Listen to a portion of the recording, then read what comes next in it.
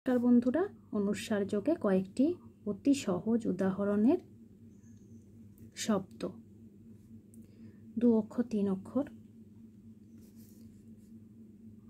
তো শব্দগুলি হলো ক অনুস্বার কং, খ অনুস্বার খং। এ নিয়ে কিন্তু ব্যঞ্জন বর্ণের সাথে যোগ করে যে শব্দগুলি হয় সেগুলি আমরা তো আকার হ্রস্ব ইকার শেখানো সময়ে শিখিয়েছি। এরপরে কয়েকটি সহজ শব্দের উদাহরণ হলো, যেমন ক অনুস্বার কং, ব অনুস্বার বং।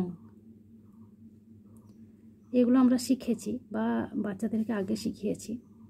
এরপর হলো মাংস, ময় আকার অনুস্বার তালিবস্য, মাংস। ব অনুস্বার তালিবস্য, বংশ।